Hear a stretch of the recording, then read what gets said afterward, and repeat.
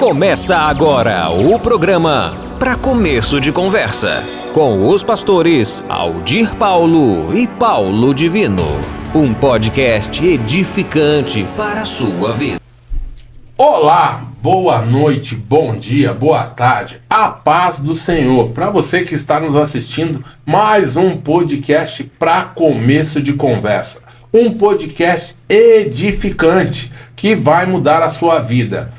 Nós estamos aqui nesta noite com um representante. Não sinta saudade do nosso querido pastor Aldir, mas hoje ele se encontra acamado, mas para honra e glória do Senhor, mandou seu sócio, doutor Cristino, aqui, que vai ser o apresentador comigo aqui no bate-papo. E hoje a gente tá com um pastor que é uma bênção, referência, homem de Deus, usado por Deus, que tem um ministério abençoado. E quem vai fazer a apresentação, para justificar a tua estada aqui conosco, é você, Diácono Cristino. Segura a onda, porque se você não representar bem, pastor Aldir, tu vai pro banco. Tenho certeza, já estou nervoso. Nós estamos aqui hoje com um pastor abençoado, um servo de Deus Altíssimo, pastor José Carlos de Oliveira. Um homem sério, um homem que prega a palavra de Deus, que faz a obra do Senhor. Está também acompanhada da sua digníssima esposa, pastora Marlene, também uma serva de Deus, que traz uma palavra abençoada. Pastor José Carlos, é uma honra, é um prazer estar aqui com o senhor. Pastora Marlene, é uma honra recebê-los aqui em mais um capítulo do podcast. Honra é nossa. Seja bem-vindo. Amém, amém. O senhor está na sua casa. Amém, glória a Deus. É um prazer estar com vocês. Para começo de conversa, quem é pastor José Carlos de Oliveira? Para começo de conversa, sou um servo do Senhor, Deus Altíssimo, pai, avô, casado com a digníssima esposa há 41 anos, pastora Marlene, 2 filhas, a Kelly, a Késia, e 2 netos, o Miguel e o Davi. Ó, que benção, hein? Me explica, pastor, como que foi a sua conversão? Ah, tá. A minha conversão, primeiro, as pessoas falam, nasceu no berço evangélico. Não foi um berço evangélico, mas eu aprendi desde o começo, fui apresentado, quando assim nasci, pelo entusiasmo dos meus tios, e então meus pais levaram para a apresentação na igreja. Mas eles se afastaram devido ao trabalho que meu pai trabalhava na Antártica, antiga Antártica, né? E você tem ideia, ele dizia que bebia 24 cervejas na noite, um gradado de cerveja, trabalhando.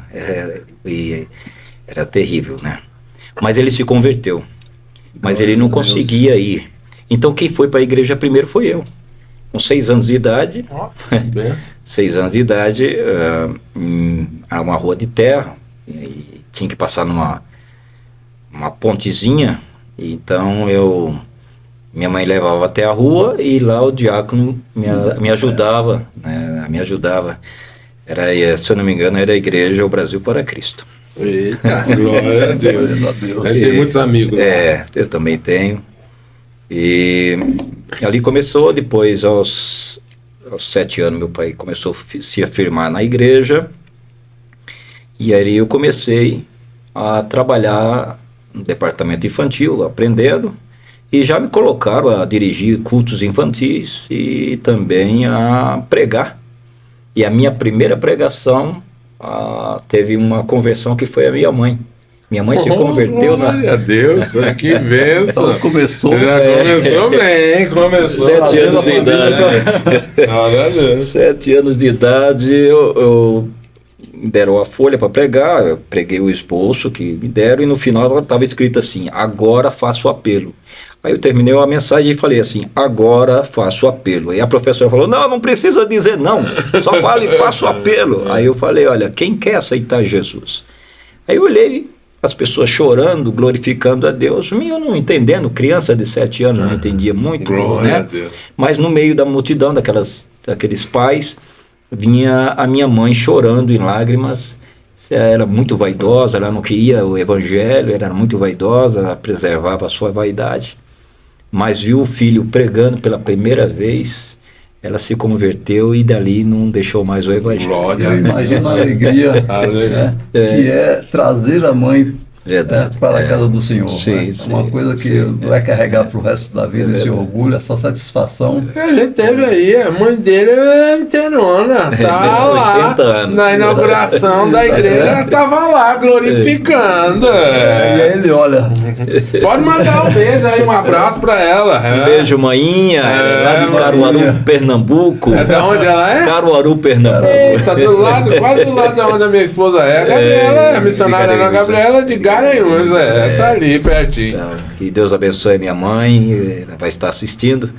E foi ali os primeiros passos do Evangelho e graças a Deus fomos aí crescendo no Evangelho desde os 7 anos de idade. maravilha, né, pastor? É uma benção. Experiência. Glória a Deus. É um caminho longo, maravilhoso do Senhor. Passou por muitos ministérios, pastor?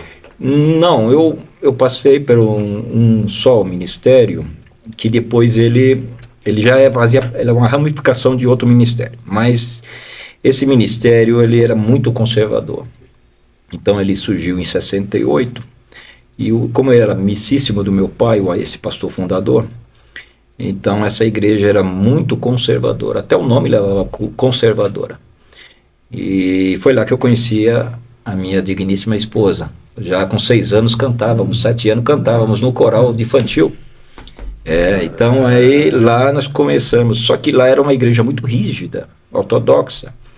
Então aí quando chegou já na nossa maturidade, para o nosso casamento, fomos para outra igreja similar a ela, que era, na realidade essa igreja muito radical tinha saído dela. Então aí que nós fomos conhecer a origem da igreja e casamos nessa igreja. E passamos 20 anos nessa igreja até assumirmos o ministério, né? Aí ficamos 30 anos no ministério trabalhando na obra do Senhor. Glória a Deus. Pastor, o senhor falou sobre igreja conservadora. Uhum. O senhor acha que essa condição da igreja, ela afasta os membros da igreja? Ela é um obstáculo para que mais pessoas se aproximem de Deus? Meu querido,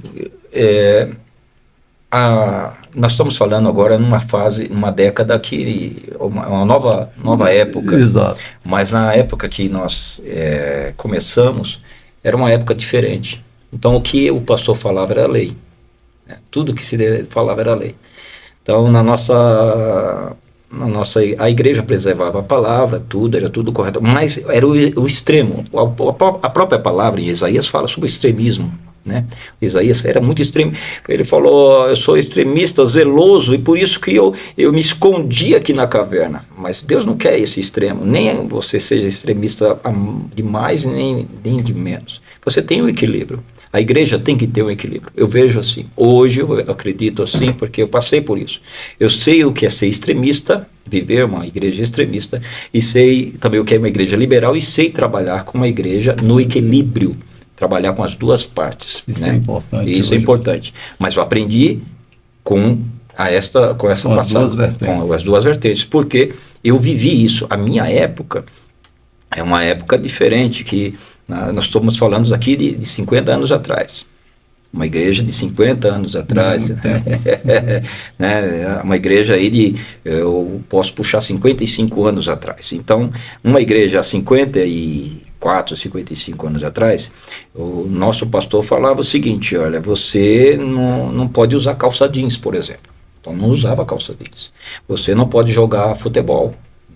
Prova é que nós assistíamos televisão no vizinho, escondido, porque o pastor não poderia saber. Sabia que tinha uma televisão, assistia televisão, né? Assistia escondido. Porque era um tempo que era um pecado ter uma televisão em casa, né? E hoje tem os chamados pregadores de telhado, né? Que Sim, estão na televisão. Não, e já viu, a tecnologia. Nós precisamos da tecnologia, né? Naquela época não se falava sobre isso. Se falasse de televisão, bateria não podia na igreja.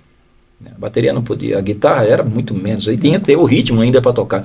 Eu cantava, já voltando já há alguns anos, subindo já para quando eu tinha uns 15, 16, 17 anos, eu cantava na igreja, mas aí o pastor ainda me falava só, você tem que cantar assim. Ainda mudava até a letra da música. Eu lembro que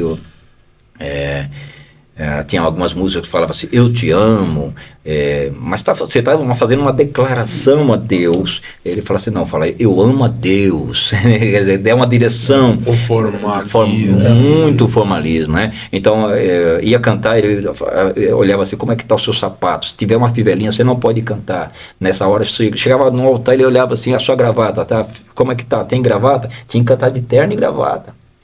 Não pode. Então, se você não está com gravata, está suspenso 3 meses. Então, esse extremismo, nesse extremo, eu sei que eu vivi isso daí, né? Mas eu vejo que a igreja tem que ministrar a palavra. A palavra é essencial. Vejo igrejas que têm muito tempo no louvor, muito tempo em testemunhos e é restrito a palavra. Já cheguei em igrejas, pregar em igrejas, em conferências, 2 horas de louvor. E o senhor concorda que muitas igrejas estão se afastando do evangelho? Sim, eu concordo, porque estamos usando uma metodologia, e essa metodologia, lógico, você tem que existir estratégias, mas há algumas metodologias que você tem que analisar da onde é a origem delas. Da onde originou, quem pensou, quem projetou, quem programou isso daí. Então, às vezes as pessoas não vão na origem, não sabem de onde veio, e traz uma metodologia para a igreja que afastam, pelo contrário, e trazem as pessoas a fazer heresia. Entendeu? Escrevem músicas que não tem nada a ver com o contexto bíblico, pregam fora do contexto bíblico, não buscam conhecimento. Então, infelizmente, nós estamos vendo isso, nós estamos vivendo onde nós temos que ter até cuidado, trazer uma pessoa para pregar na igreja e depois você ficar cuidando da igreja, porque é aquilo que ele foi lançado na igreja. Isso é um grande risco que nós aqui, no nosso ministério, a gente toma muito cuidado com isso, porque muitas vezes você quer abençoar, quer trazer, quer edificar a vida das pessoas, só que muitas vezes as pessoas também não se preparam, não interpretam, não tem uma teologia básica e tal, e elas acabam, em vez de trazer a pessoa para dentro da casa de Deus, acaba afugentando. Então, o altar é uma coisa que a gente aqui no nosso ministério, a gente leva muito a sério, porque quem está ali é representante de Cristo. Então, a pessoa tem que saber como a posição dele. E Cristo não veio para matar ninguém. Ele não veio para matar as almas. Ele veio para tirar. Ele tira o pecado. Ele traz a pessoa para a realidade. Ele pode até confrontar, mas ele não afronta. Confrontar o seu pecado é mostrar que você está errado.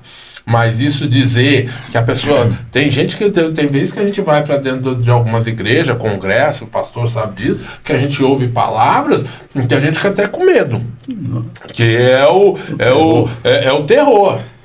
E Jesus não é isso. Ele é muito mais. Entendeu? Ninguém morre por uma outra pessoa numa cruz para levar os pecados e depois vem para matar tudo de novo. Não faz sentido. Só que isso que o pastor estava colocando é muito sério, porque muitas vezes almas são ceifadas. O que a gente conhece de irmãos que no primeiro momento a boca do irmão é uma metralhadora, ele não edifica a vida de ninguém, ele sai matando as pessoas. Porque você pecou, ele faz o papel de acusador. Exatamente. E quando na realidade Jesus não chamou para isso. Para constranger. Para constranger. Então a gente toma muito cuidado com isso, e vocês têm um ministério belíssimo aí, estão construindo, e o nome do ministério, a gente vai entrar lá na frente nessa questão, é justamente uma questão de restauração. E muitas vezes é pessoas que tiveram dentro do evangelho e que saíram porque se decepcionaram. Não com Cristo, porque ninguém se decepciona com Cristo. se decepciona com aquele representante, né? Exatamente, Então, exatamente. é um cuidado que a gente tem que ter muito sério dentro das igrejas, para a gente não se perder, porque tem muita igreja, porque as pessoas muitas vezes, elas vão para dentro da igreja não por causa de Cristo, elas vão por causa do pastor. E o pastor fica envaidecido porque acha que ele é o popstar. Exatamente. E a glória não é dele. Aí ele acha que a glória é dele. E a gente tem que diminuir para que ele cresça. Quem tem que andar aqui, quem tem que mandar na igreja, quem manda, é Jesus Cristo. Aqui não tem o bom, não tem bom. Que somos falhos. Sim. Todos falhos. E é isso. E muitas vezes a gente não reconhecer que a gente é falho é o pior dos mundos. Né, meu pastor? Mas, voltando aqui, me conta uma experiência, pastor, com Cristo. Minha? De um milagre. Então vou contar um milagre. Conta um milagre. Gostamos de ouvir. Esse podcast é mais ou menos isso. Qual que é o intuito? É mostrar para as pessoas que Jesus continua. Aquele Jesus que a gente lê na Bíblia, que está na Bíblia, ele está no nosso dia a dia. O milagre que ele fazia lá, ele continua fazendo hoje. Que ele foi, mas ele deixou um consolador. E que esse consolador está do nosso lado aqui falando com a gente. Então, mostrar muitas vezes, porque muitas vezes a gente fica sem referências. E sabe de uma coisa que às vezes a gente ouve muito na igreja, Deus continua trabalhando, e a ciência comprova isso. Né? Isso aí. Porque esse dia eu estava lendo uma matéria que o universo ele continua se expandindo. Né? E você, Deus continua, não terminou a obra ainda. Ele trabalha até hoje. Ele está trabalhando. A obra dele não está completa, ele continua trabalhando. Então é isso, pastor. Conta aí o seu milagre, mostra pra gente. Eu vou contar sobre 2021, recente. Tive uma experiência. Eu morri e ressuscitei.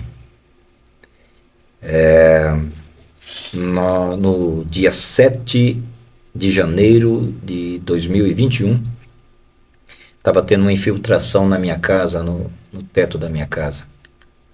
E estava lá, nesses dias, as minhas filhas dormindo e meus netos.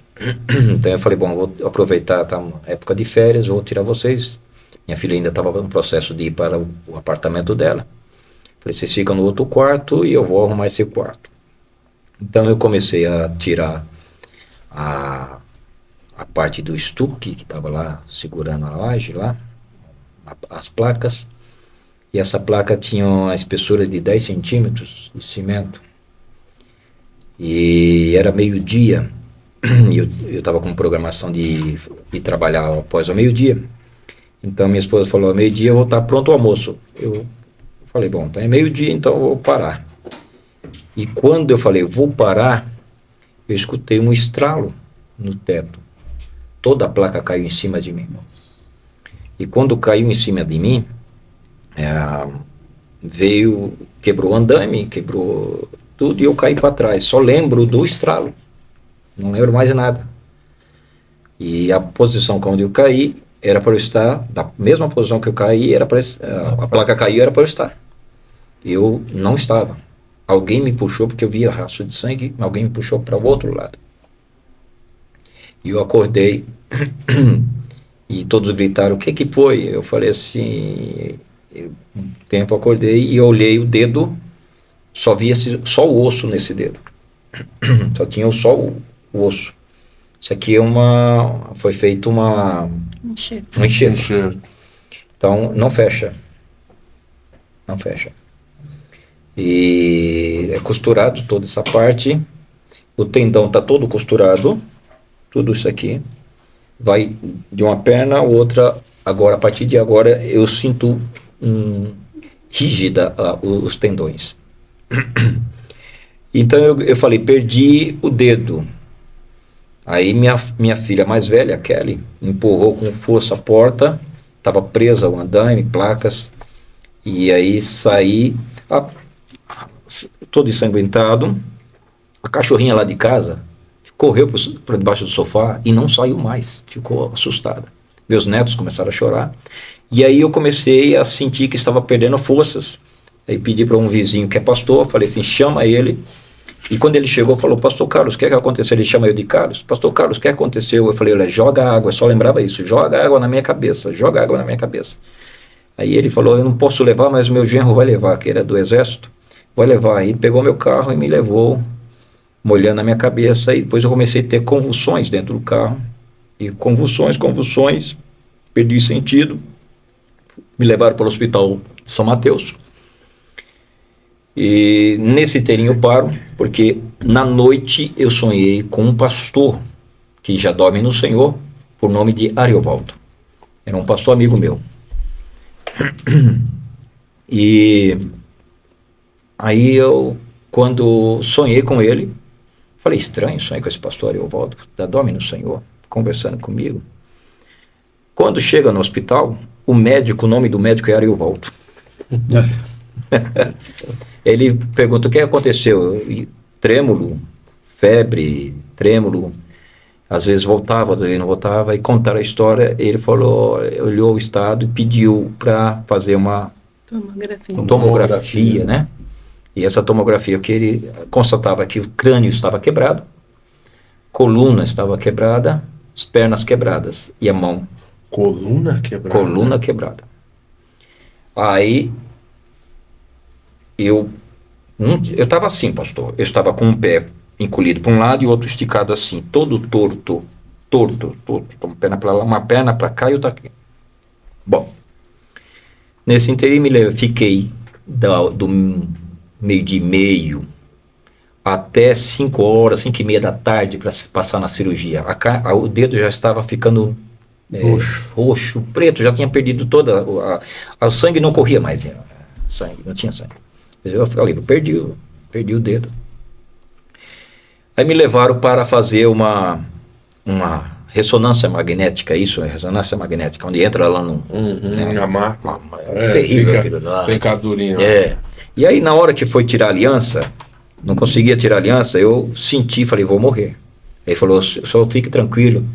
E aí as moças falaram, não se preocupe. E eu com medo, porque eu estava com roupa, e elas que tinham que rasgar a roupa. E eu falei, ela falou, não, nós vamos pôr um avental, fique tranquilo, seu José Carlos, não vai acontecer nada. Nós não vamos olhar para o senhor, só vamos tirar a aliança. Aí eu falei, eu chorava, e ele falou, ele não quer que tire a aliança, o médico falava. A moça falou, mas tem que tirar a aliança. Aí tentaram com muito custo, conseguiram tirar a aliança, e eu em lágrimas, chorando, mas não conseguia, só trêmulo, muito trêmulo, variando.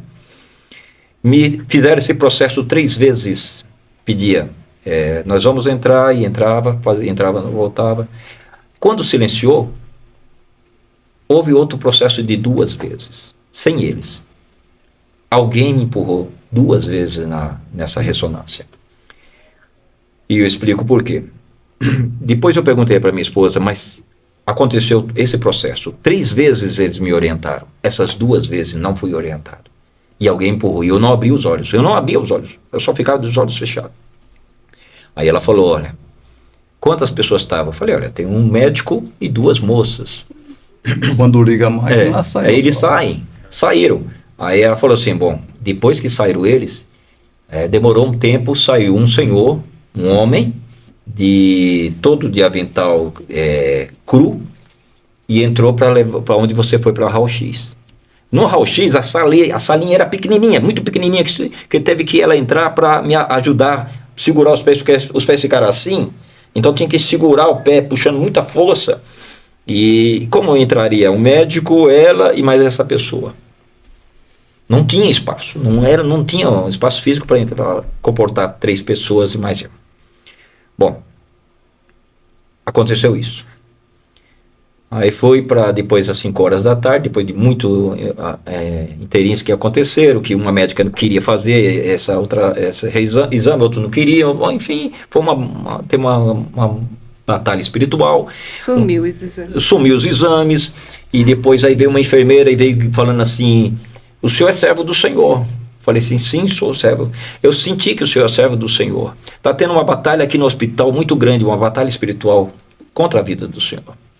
E eu já caí por causa disso, eu estou com a coluna até machucada. E saiu arrastando as pernas. Falei, correndo, mas vamos orar e repreender, porque tem demônios querendo tirar a vida do Senhor. E eu ali, sem força, nessa hora você não tem força, só ouve e tal. E a Marlene ali na oração. Bom, esse médico entramos na cirurgia às 5h30 da tarde. Ele explicou, olha, vamos fazer um enxerto e vai dar tudo certo. Ok, tudo bem. Nesse enxerto demorou muito para ele fazer, muita anestesia não pegava. E estava lá, eu percebi que estava um médico, a enfermeira ao lado dele, outro médico do SAMU que entrou, e entrou mais 2 enfermeiras conversando. Então eu contei e fiquei observando, tem essas pessoas. E eu não olhava. E a cirurgia durou mais ou menos umas 2 horas, e então nós estávamos ali. Daqui a pouco entrou alguém. Quando entrou alguém, veio direto para mim. Entrou, eu estava diante de uma sala onde estava cheio de Covid, todos estavam com Covid da frente, tinham pessoas que tinham morrido, tinham tirado, colocou eu na mesa. Né, pastor? Estava numa situação muito... E aí, quando entrou essa pessoa, eu abri os olhos. Era uma moça, acho que um cabelo comprido, se não me engano, era cabelo comprido. Ela olhou e falou assim, eu vim te ver, você não vai morrer. Eu só vim te ver para dizer para você que você não vai morrer. Eu vim só olhar o soro. E virou, olhou o soro e saiu. E todos que estavam ali, 6 pessoas, não viram ela. Só quem viu a Marlene. Ele viu a Marlene. Ela entrou, como se fosse um marchando. Entrou, falou comigo, saiu marchando, passou pela Marlene e foi embora e ninguém viu. Ninguém viu? Ninguém viu. Então essas 2 pessoas passaram nessa... E aí... Passei esse processo, ainda depois passei outro processo que houve rejeição e ninguém queria mais fazer a cirurgia, o médico falou, nós vamos fazer de novo, fizemos. Então, eu passei 3 meses em casa, do mês de janeiro até março, foi quando depois, no final de março, que eu vim voltar a trabalhar, sendo cuidado pela Marlene, ela dando banho, dando comida, sendo paparicado por ela, né? Mas foi essa experiência. Assim que terminei esse processo, aí veio a Covid, e aí eu fiquei mais 21 dias de Covid. E a coluna? Pois é, então, e os exames, todos os exames, nenhuma fratura no crânio, nem na coluna, nem nas pernas, nada, somente o dedo. Eu tinha um problema na clavícula, porque 20 anos trabalhando no ministério, no interior no estado das Minas Gerais, eu tinha que levar uma pasta com toda a documentação de igreja, papéis, tinha que fazer alguma coisa, porque eu tinha um campo de 5 igrejas, o estado da Minas Gerais é grande, então eu viajava, eu terminava de uma cidade, eu ia para outra, então eu tinha que andar, então eu era meio torto, e eu sofria de dor de coluna já, há 20 anos. Depois desse acidente, não tenho mais dor de coluna. Claro. Não tomo mais injeção na farmácia. Naqueles eu tomava 2 injeções, aquelas de Amansa Leão. É uma injeção, aquele óleo, todo final de semana quase ela me leva para o hospital. Ou o farmacêutico ia em casa dar injeção para eu conseguir trabalhar. Porque esse tipo de injeção a gente não sabe o que dói mais, né? Então, não sei o que é mais ter dor de coluna desde 2021. Então Jesus cura. Jesus cura. Olha aí, olha aqui, ele faz a obra. Sim, Jesus cura. Jesus cura. Eu sou prova viva desse milagre que Jesus cura. Deus curou a minha coluna e deixou uma marca como deixou Jacó. Entendeu? Hoje eu olho para minha mão, não fecha, mas eu sei que Deus me curou, me deu vida de novo. E ali na cirurgia eu falei, Senhor, me dê vida de novo, que eu quero me desgastar no teu evangelho. Qual foi o momento que você disse assim, a partir de agora eu cresci espiritualmente, eu rompi a barreira, parei de ser menino e agora eu sou um homem na fé, estou alicerçado? Eu falo sempre para a Marlene que existe na minha vida 2 fases da vida. Onde o Dr. Cristino falou sobre o início do meu evangelho. Então eu vivi a religiosidade. Hoje eu vivo o cristianismo. Isso é... Diferencie para quem não conhece. A religiosidade, você maqueia, você faz uma máscara. Você prega, mas você não vive aquilo que você prega. Isso é terrível. Então, eu aprendi esse ambiente, esse cenário, eu sabia esse cenário, meu pai foi pastor muitos anos, eu comecei no evangelho muito cedo. Eu sou da época de pregar nas praças, nós somos na época da banda musical, eu sou da época de coral, eu sou da época de música. Então, cantar eu cantei em festival, eu sei o que é isso. Então, sou daquela época, mas eu cantava, eu pregava, mas não vivia. Então, é isso que eu sei. Então, aqui, para mim, foi um divisor de águas. Isso traz uma infelicidade. Assim, uma frustração, vamos dizer, porque você leva uma palavra, mas não consegue. Sim. Não é porque você não queira praticar o que você prega, mas é que, como você falou, o sistema é muito rígido, que cobra muito, que faz com que você termina querendo agradar ao seu líder ou agradar ao próximo, mas não ser você agradar a Deus, não viver uma vida digna diante de Deus. E hoje, muitas vezes, pastor, que eu vejo também na igreja, se eu falar agradar os líderes, e hoje eu vejo muitos líderes, muitos pregadores querendo colocar música no ouvido das ovelhas, né? Falar aquilo que elas querem ouvir, não o que a palavra quer, para atrair mais igrejas lotadas. Infelizmente não prega a palavra. Hoje a gente tem muita quantidade e pouca qualidade. Quando muitos servos, muitas ovelhas se encontram no primeiro desfiladeiro, ela se atira porque ela não sabe o que fazer. E nem se perder ela sabe mais. Exato.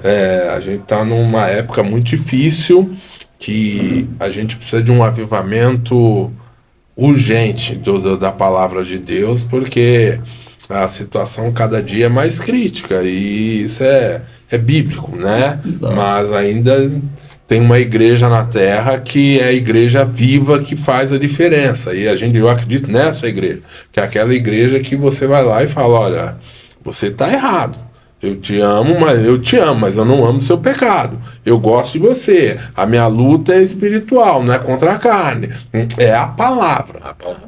É a palavra, eu vivo a palavra. E eu, a cada dia que eu tento, lógico que eu sou pecador, quem não tem pecado, se prepare que está na hora de subir. Tá na perfeição, né, pastora? Então, tá na perfeição, Jesus já cumpriu a missão dele com você. Quando você estiver pecando, ele tá ali, porque ele disse que ele veio para os doentes, para os enfermos. Então, a gente tá aqui, nesse processo. Sim. É um processo de santificação. Porque quando a gente pergunta assim, porque tem um momento que eu identifico assim: eu mudei minha vida quando eu encontrei com Cristo, quando eu entendi o que era Cristo na minha vida, o que ele representava para mim, é aquele encontro. Não que os outros tinham, a religiosidade, aquilo, porque muitas vezes tem igreja que é que nem clube social. Você vem, compra, oi, tudo bem, a paz do Senhor, tal, e vai embora. Mas você não. Você vem e fala com todos os irmãos, mas você não fala com quem é o principal. Você não tem intimidade com Cristo. Sim. Você não tem. E você vem aqui, acabou. Domingo que vem eu volto para a reunião seguinte. É uma reunião semanal. Mas, e quando você precisa? Muitas vezes você anda com o Espírito Santo dentro do seu carro, você trabalha na rua, o dia inteiro. Para baixo, para cima, eu no escritório, e você não consegue conversar com ele porque você não foi apresentado a ele. Você não teve encontro com ele. E o seu líder não te colocou, entendeu? Ele falou para você: olha, você vai ganhar a casa, vai ganhar um carro e tal. Só que hoje a gente fala de tanta bênção material que é bíblica, deve ser feita, só que tem uma outra coisa. Tem que ter uma coisa chamada salvação, que a gente precisa falar para essas pessoas. Elas têm do reino. E hoje a gente não fala. E é porque é como se fosse assim: eu vou perder minhas ovelhas se eu falar para elas que elas, se elas continuar desse jeito, elas não vão subir. Não, mas deixa aí, que a igreja tá cheia, vai que o Espírito Santo vai nesse assunto, deixa esse assunto lá, deixa que o Espírito Santo vai tocando, vai fazendo. Só que ele usou você como instrumento, eu como instrumento, para falar o que é certo e o que é errado.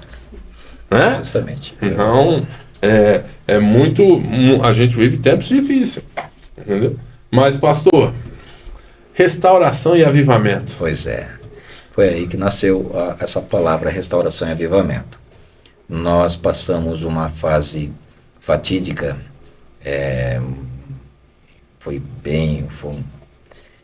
Na realidade, houve Deus revelou na vida de um pastor.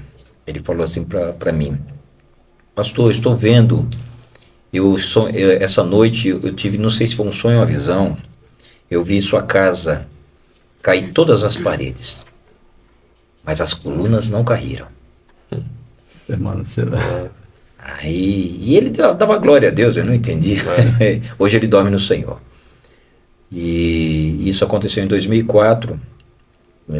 Cheguei de uma reunião ministerial e passando muita fase muito difícil na nossa vida, financeiramente. A igreja nos deixou numa situação muito difícil, porque depois que você toma uma atitude, quando você começa a ver que a igreja já está mostrando um lado mais político e não cristão, né?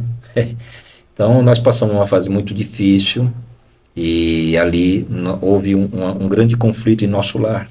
E nesse conflito em nosso lar nós ficamos, meu pai faleceu e eu fui fazer o velório do meu pai e fiz o enterro, tudo, e voltamos para casa. Já era pastor? Já era pastor.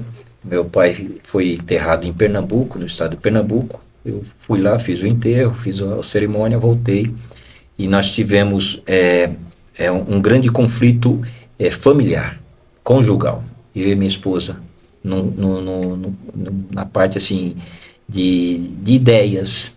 E nisso daí ela trabalhava e eu não conseguia trabalhar, não tinha parte financeira. E isso foi muito difícil. E eu tive que deixar a igreja, parar a igreja, não trabalhar com a igreja. E ficamos passando um processo onde eu passei 4 meses, um processo assim, fora de casa. Fui para a casa da minha mãe, lá em Pernambuco, voltei de novo.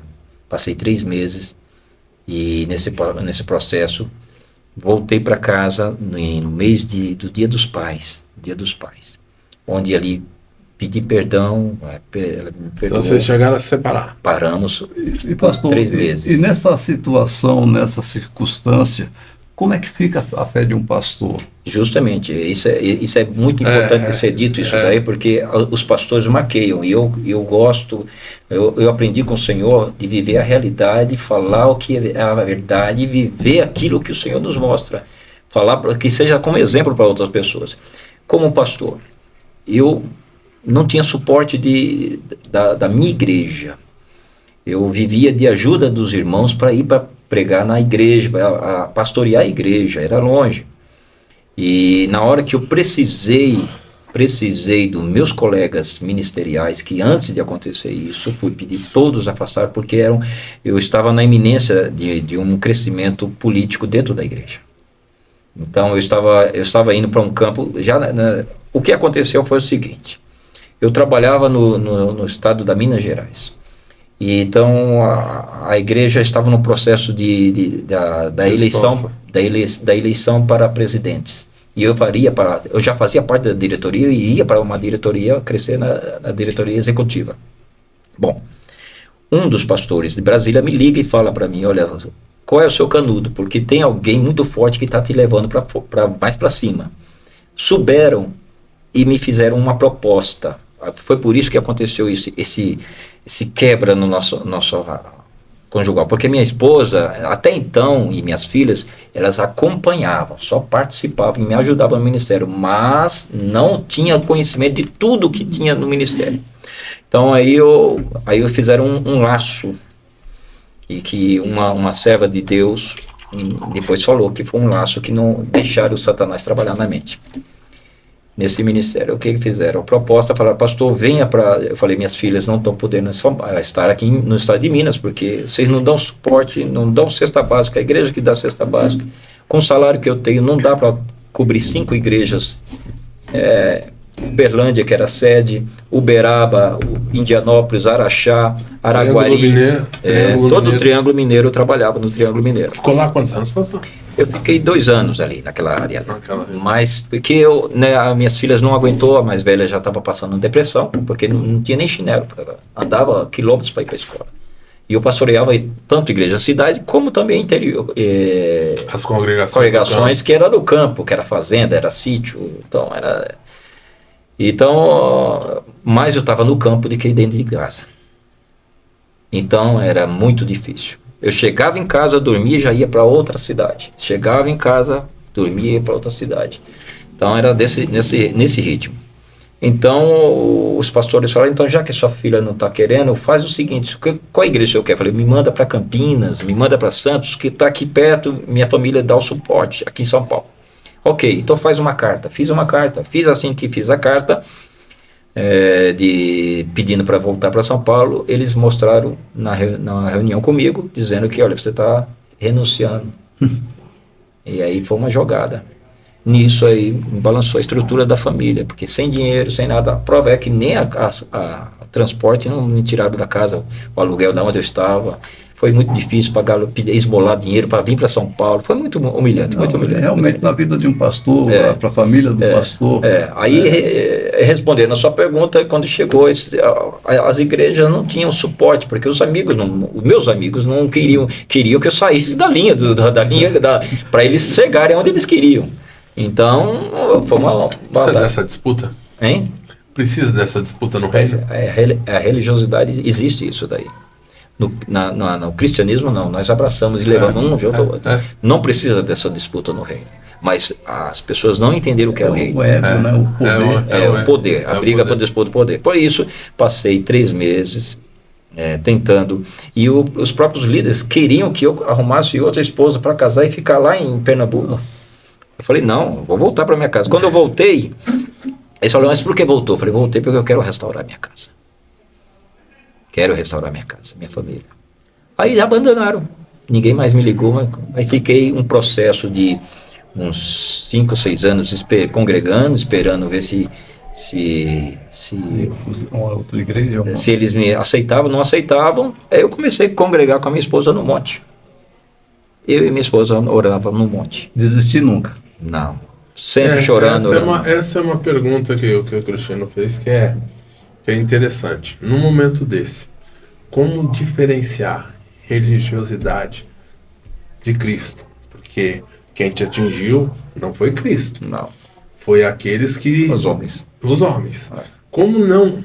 Porque o que a gente vê muito, pastor, é pessoas machucadas, mas que não tem esse discernimento que o pastor teve. Porque é uma coisa... eu separar o que é Cristo e o que é o homem.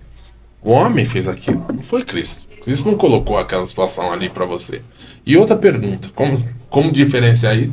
E como é manter isso, porque há uma separação, uma ruptura, mas essa consciência que tem que restaurar. É esse o momento do amadurecimento espiritual? Sim, eu vejo que é o crescimento. Nós amadurecemos nessa hora. Foi quando eu falei para você, eu sei o que é viver a religiosidade, eu sei o que é viver o cristianismo. Foi aí que nós sentamos e ali nós fazíamos o nosso culto no lar, né? Orávamos, visitávamos pessoas que estavam feridas e nós feridos. E chorando por outras pessoas, sofrendo, orando. Foi aí que nós começamos a entender o que é verdadeiro cristianismo. E fomos restaurando nós mesmos, orando, falando com Deus e sem condições financeiras para se manter. E o que eu fazia? Eu trabalhava vendendo inseticidas, mata-formiga e tal. Aquelas pastilhas? Aqueles vidrinhos, né?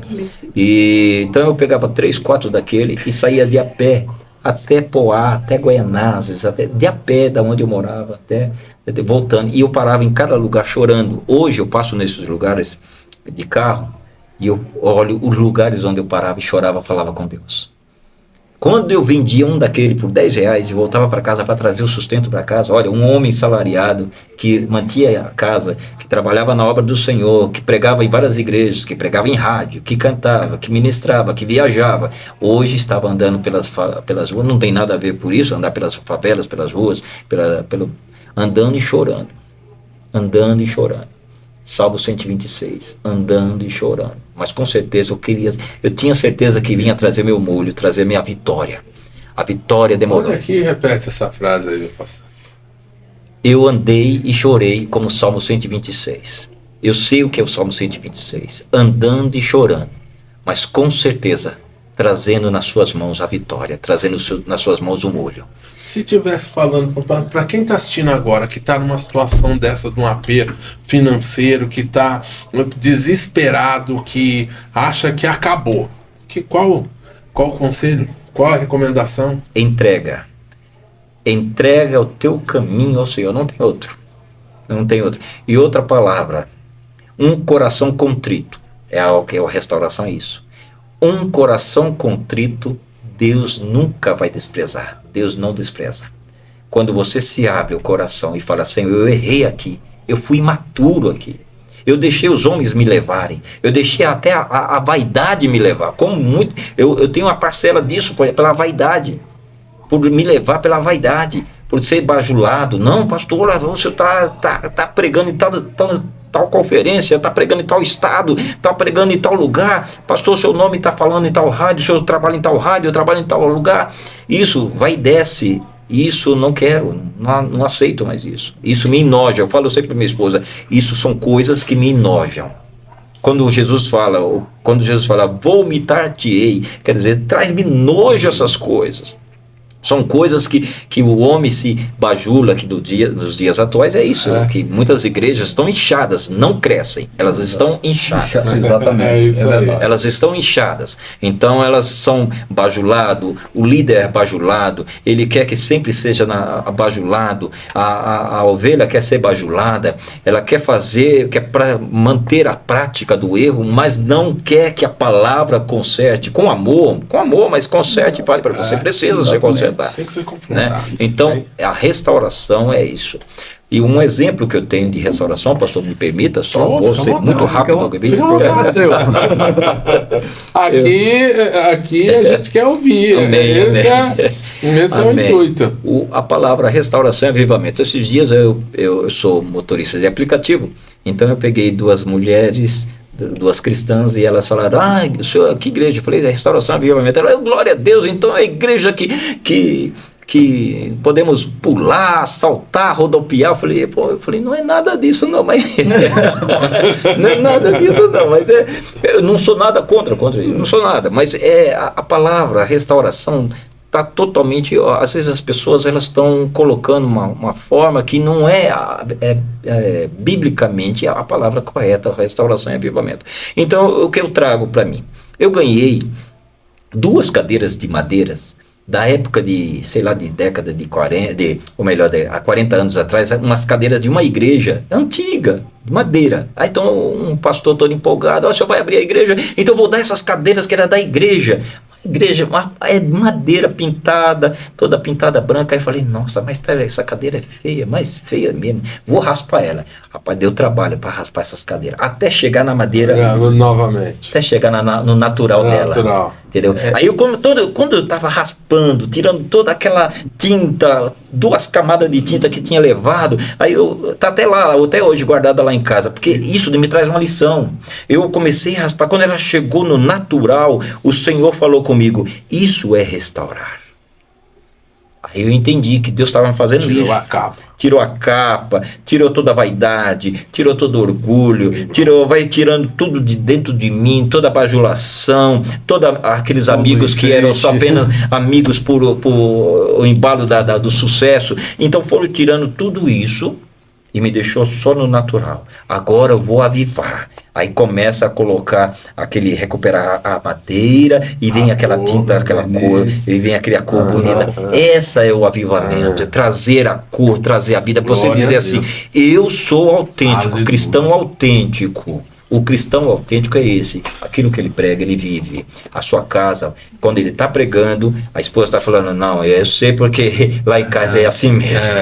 Isso é bom, né? Isso é bom. Glória, isso é maravilhoso, né? Maravilhoso. Pastor, aproveitando o carro de fogo dessa conversa lá vem pergunta, né? Amizade de ministério. Sim. Amizade de ministério. O pastor já passou por algumas situações, que o pastor mesmo colocou. Como o senhor vê hoje? Como deve ser essa amizade de ministério, de irmãos, que nós somos irmãos em Cristo Jesus. Qual que é? Não tem o melhor aqui é Ele. Como o senhor enxerga que deve ser hoje entre os ministérios? Então, eu simplifico como a minha vida quando eu era criança. Nós éramos muito simples. A juventude da nossa época era simples. Nós andávamos de mão dada. As mulheres andavam, até as moças andavam de mãos dadas. Até os meninos. Os meninos andavam de mão dada. Nós jogávamos, suávamos, entrava na casa do amigo, lá ali almoçava, ali jantava. Era uma outra época, isso em 70, na década de 70. E eu vejo que hoje, o que eu vejo é que a verdadeira amizade é aquela que faz crescer juntos de mãos dadas, andar juntos de mão dada, saber que todos nós, um precisa do outro. Estou aqui. Estou aqui, estamos juntos, vamos crescer juntos, né? O que eu vejo que o senhor pode observar, eu faço às vezes um teste, eu brinco lá em casa com a minha esposa, eu falo assim, olha, quando eu coloco no Face uma mensagem, poucos têm curtida, né? Aí curte e tal, ok, joia e tal, legal, gostei, amém. Agora, quando se coloca uma foto de uma pessoa, a curtida é maior, nossa, vocês estão lindos, vocês estão maravilhosos. Então, as pessoas, e quando você vê essa pessoa pessoalmente, não tem diálogo, não tem conversa. Não tem conversa. Eu falo, meu Deus, então nós conversamos agora só pelo Face, pelo WhatsApp. Somos muito bonitos para escrever palavras, mas vivemos isso daí. O que está precisando é esse crescimento juntos. Crescer junto, a igreja crescer junto. Caminhar juntos, sem disputas, sem uma direção, ombro a ombro, um do lado do outro. Jesus deu o ensino, 2 em 2, vai em 2 e 2. Deus falando, não é porque você é muito bonitinho com esse daqui, não. É 2 em 2. Você vai e você vai. Vai fulano, vai ciclano. Vai em 2 e 2, sempre ensinando assim. Isso que a gente anda lado a lado. Lado a lado. E glória a Deus, sou grato a Deus por isso. Deus nos direcionou para nós virmos aqui para a revelação divina e temos essa amizade. E eu sei que essa amizade é linda, é muito bonita e pura. Porque às vezes estou em casa falando com a Marlene, falamos iguais, tudo, até as mensagens são iguais. É a visão de reino, né? É muito bonito isso. É um objetivo comum. É muito bonito. Então, eu sou grato a Deus pela vida de vocês. Sou muito grato. A gente é grato pela vida, pela amizade. Um engrandece o outro, né? Como se eu falar, junto fortalece. É verdade. Porque ninguém faz nada sozinho. Sem dúvida. Pastor, o senhor falou uma parte aqui que me chama muita atenção. O senhor comentou que teve uma época que o senhor não estava desempenhando, não foi com essas palavras, mas sim. Foi nesse sentido, o papel de provedor. Sim.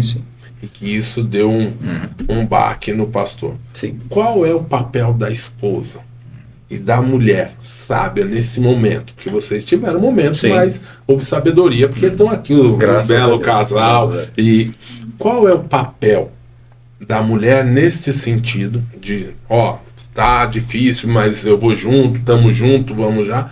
E o papel da família pro líder de ministério, porque eu conheço as filhas do pastor, são bênção do Senhor, e estão lá ajudando e vão fazer a obra, vamos crescer. Kézia é uma bênção, a Kelly também tá motivada para entrar. Qual é o papel dessa família do Senhor? Muito boa a pergunta. Somos casados há 40 anos e vamos agora em outubro, 41 anos, realizar o nosso mais 41 anos de casados. E mais 3 anos de namoro, 44 anos, né? Graças a Deus. Nesses últimos 20 anos, nós estamos vivendo os melhores 20 anos da nossa vida. Glória a Deus. Esses 20 anos, se fosse para voltar... Mas não foi até louvável aprender, passar por esse processo, porque eu cresci, aprendi, amadureci. É o que o Tiago fala. Eu amadureci. A minha esposa foi um fator fundamental, porque eu entrei num estágio de depressão, e nesse estágio de depressão eu passei 3 meses nesse processo da restauração, onde eu eu sentia muito calor, palpitação e não dormia. E quando elas acordavam, minha filha Kelly ia para o trabalho, minha esposa ia começar a trabalhar, é que eu ia conseguir dormir. Eu passava o dia dormindo e a noite acordada, trocando a noite pelo dia. A noite acordada. Então eu comi muitos livros, li muito, escrevi muito. Tenho 2 livros prontos, só preciso a editora. Glória a Deus, vai aparecer. E estou com um projeto aí de fazer uma devocional, um Bom Dia Amados, já veio que eu estou fazendo. Então vou fazer um devocional também para o ano que vem, um projeto. Mas o fator fundamental é a esposa que entende isso daí, que é o processo, que é a hora dela abraçar e falar assim, meu parceiro está passando uma fase e eu vou ajudá-lo. Foi o que ela fez. Porque tem um ditado popular que diz que quando a fome bate pela porta da frente, o amor sai pela porta da frente. É verdade. Mas um lar firmado. Não. Aí quando você entende que você tem que fazer o cordão de 3 dobras, então aí você fala assim, não, Jesus, entra nesse cordão e nós vamos unir de novo. Aí ela chegou e sentou, vamos ajoelhar, vamos orar, e eu vou costurar, eu vou me dobrar. Pronto, que ela trabalhava 20 horas, e eu me ajudar, e eu comecei a ajudar ela na costura, e ela trabalhou tanto que ela chegou a um ponto de ela passar por um derrame. Trabalhou tanto que passou por um derrame. Estresse. O estresse foi muito grande, mas eu via ela na cama e eu chorava porque eu vi que ela se doou, se entregou para salvar a nossa família. Mas valeu a pena? Valeu a pena, glória a Deus. Valeu essa experiência, trouxe marca. Quem está passando por isso? Que precisa ser franco consigo mesmo, com a sua família e com Deus. Consigo mesmo com Deus. O que me toca muito é aquela passagem de João, no capítulo 21, quando Jesus faz as 3 indagações a Pedro. E na última indagação, tu me amas? Ele já não responde como ele respondeu a segunda. Ele fala, tu sabes. Ou seja, tu tá vendo meu coração agora, tu tá vendo que eu não sou mais aquele Pedro vacilão. Aquele que se vai e descia. É isso que eu aprendi. Eu vivo João 21. Eu sempre começo a olhar, porque fala do pastoreio, fala da vida da pessoa, fala da empresa, fala da família, fala tudo ali. Ali está todo o contexto. Se você ver ali no capítulo 21, você vai ver toda a família, a empresa, você vai ver o ministério, você vai ver a igreja, você vai ver a sua vida. Então, para você, seja franco consigo mesmo, que na realidade às vezes nós queremos ser franco com os outros. O importante é você ser franco com você mesmo, ser real, abrir o jogo e falar, eu errei, eu preciso de ajuda, eu preciso de companhia, eu preciso da esposa, eu preciso de você. Então você vai ter uma excelente esposa, você vai ter excelentes filhos, porque vão entender que você é um ser humano. Quando você começa a só pensar que você é um Superman e querer abraçar tudo, mascarar, uma hora vai explodir. Resumindo, o diálogo dentro de casa é fundamental. Esposa, marido é fundamental. É primordial. Nesses 20 anos, eu não durmo sem primeiro agradecer a ela. Antes, eu dobro os joelhos, nós oramos, e quando eu deito, isso é repetitivo, ela já sabe. Eu falo, meu amor, eu te amo, mas muito obrigado pelo almoço, muito obrigado pelo jantar, muito obrigado por você, tudo que você fez por mim. E gratidão a Deus. Sou grato a Deus. Gratidão é fundamental. A gratidão a graça de Deus nas nossas vidas. É fundamental. Tem um pensador que diz o seguinte, reclamei com Deus pelos meus sapatos furados. Virei a esquina e vi alguém sem os pés. Voltei a Deus e agradeci pelos meus sapatos furados. Então, nós não vamos ter tudo na vida, mas aquilo que nós temos e aquilo que alcançarmos no decorrer da nossa vida, seja grato, porque o que volta os olhares de Deus para a pessoa é quando a pessoa é grata. Agora, quando a pessoa é ingrato, Deus abomina. Então, seja grato, porque Deus vai abençoar cada dia mais, na porção que nós precisamos. Hoje a pessoa vai mais para a igreja para pedir do que para agradecer o que já tem. Exatamente. Como que já tem e esqueci. Mas eu só vou para pedir mais. Eu acordo todo dia agradecendo porque Ele tem me sustentado. Glória a Deus. Aí eu acho que depois de agradecer, aí só tem que pedir mais alguma coisa. Se der para acrescentar, a gente aceita. Mas agradeço. A cada segundo das nossas vidas, né? Então, Pastor Zé Carlos, um personagem bíblico. Oh, meu Deus, Pastor Paulo, Apóstolo Paulo. Apóstolo Paulo. Uma passagem bíblica. Foi a que eu falei, João 21.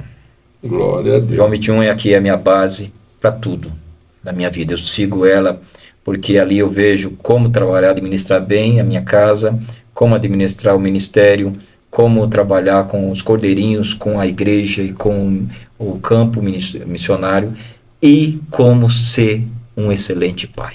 Glória a Deus. E esposo também, né? Tá aí, glória a Deus. Pastor Zé Carlos, a gente tem aqui no programa uma brincadeira nossa aqui. Esses dois personagens, o senhor conhece. Não vai dizer que é da sua época, o senhor pegou isso aqui. Traga para o contexto bíblico e explique quem é quem. Então, eu assistia escondido, porque em casa não tinha televisão.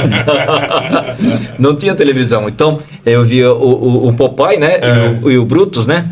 Então, eu assistia lances deles, né? E o espinafre, né? Que era o alimento dele, né? Que fazia ele fortalecer para vencer o Brutus, né? A minha vida diária cristã, eu me coloco assim. Todos os dias nós temos que se converter ao Senhor. Eu vejo assim. Todos os dias. Porque todos os dias vem a luta para nos fragilizar, para nós sentirmos um Popeye. Sentimos fraco. E todos os dias eu vou confrontar com Brutus. Todos os dias eu vou confrontar com ele. Porque eu sei que se não for dentro da minha casa, seja no âmbito financeiro ou os desafios da vida conjugal, mas eu vou ter que aprender, ele também vai me ajudar a aprender na minha vida.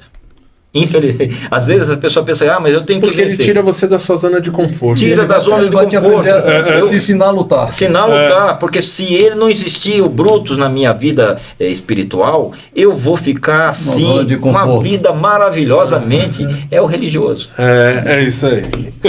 Pastor, estamos indo para o final. Pastor, plantão de oração, o que é? Explica aí para quem está assistindo, dá lá.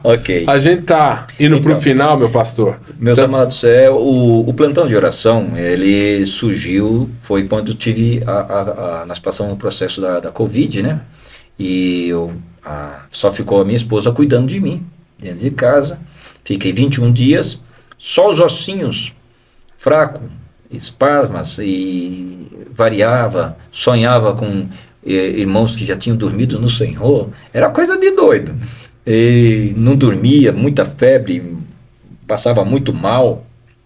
Glória a Deus, porque nada aconteceu com ela e ela teve que cuidar comigo, cuidou de mim 21 dias, porque os hospitais estavam superlotados.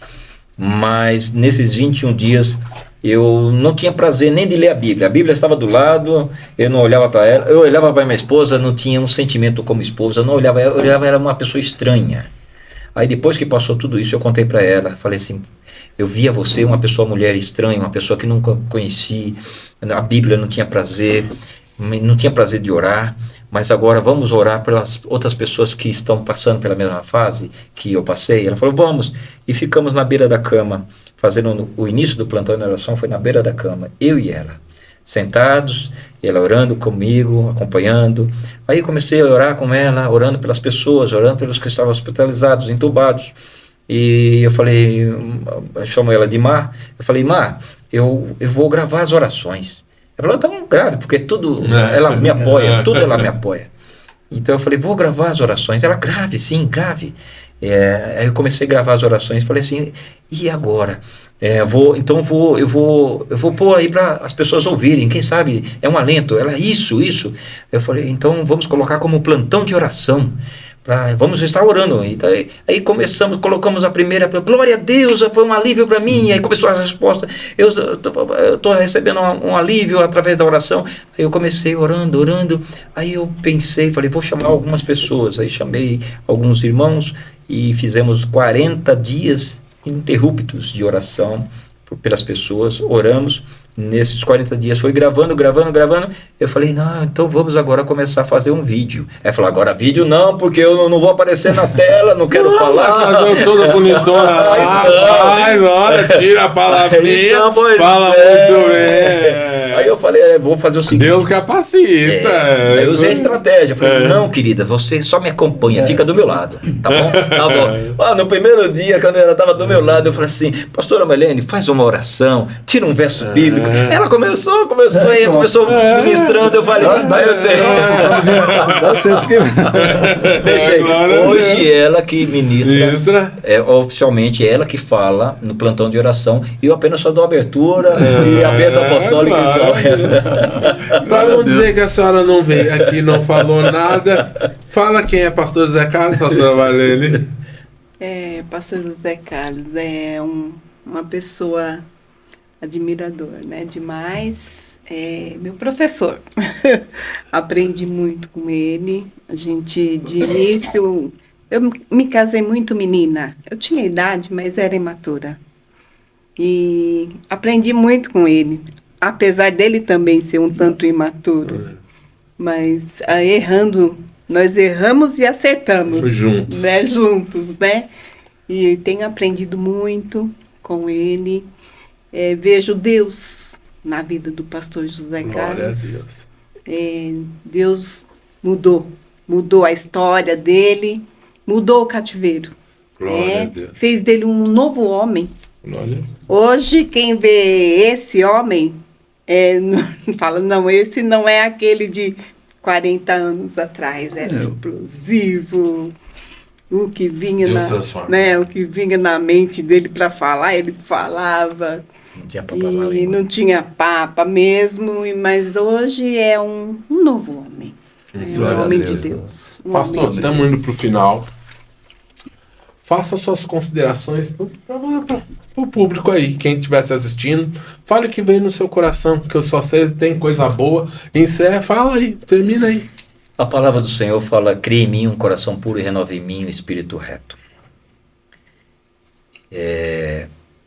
Essa expressão para o salmista foi quando ele chegou na sua maturidade.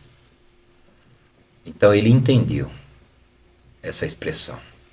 É lógico que na seu ímpeto da juventude, como eu também, como todos nós somos, fazemos as coisas, como diz o nordestino, trocamos os pés pelas mãos.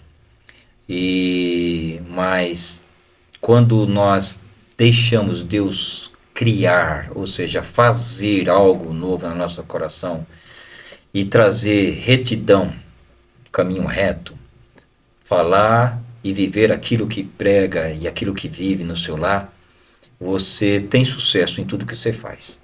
Então, meu querido irmão, minha querida irmã, deixa Deus trabalhar no seu coração. Permita.